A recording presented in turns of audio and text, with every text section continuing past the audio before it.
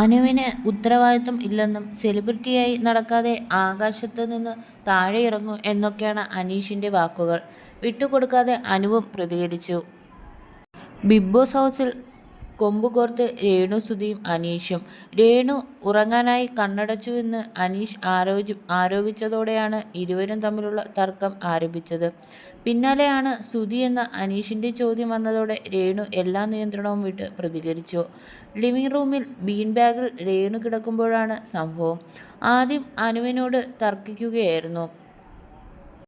മൈക്കിലെ battery മാറ്റാത്തതിന് അനുവിന് ഉത്തരവാദിത്വമില്ലെന്നും സെലിബ്രിറ്റിയായി നടക്കാതെ ആകാശത്തു നിന്ന് താഴെയിറങ്ങൂ എന്നൊക്കെ അനീഷിൻ്റെ വാക്കുകൾ.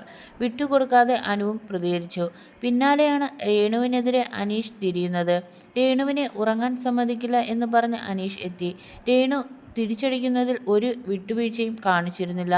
ഞാൻ കണ്ണടയ്ക്കും, തലകുത്തി നിൽക്കും, താൻ തൻ്റെ കാര്യം നോക്കടോ എന്നായി രേണു. എൻ്റെ പേര് ആദ്യം ശരിയായി വിളിക്കാൻ രേണു അനീഷിനോട് പറഞ്ഞു. രേണു എന്നാണ് രേണുവിനെ അനീഷ് വിളിച്ചിരുന്നത്. ഈ സമയം രേണുമോളെ എന്ന് വിളിച്ച് അനീഷിൻ്റെ പരിഹാസം വന്നു. രേണു സുധി എന്ന് എന്നെ വിളിച്ചാൽ മതി എന്ന് രേണു പറഞ്ഞു. ഇതോടെ സുധി ആരാണ് എന്നായിരുന്നു അനീഷിൻ്റെ ചോദ്യം. ഇത് രേണുവിനെ കൂടുതൽ പ്രകോപിപ്പിച്ചു. സുധിച്ചേട്ടൻ്റെ പേര് തൊട്ട് കളിക്കരുതെന്ന് രേണു പറഞ്ഞു. അനീഷിനെതിരെ വാക്കുകൾ കടുപ്പിച്ചു.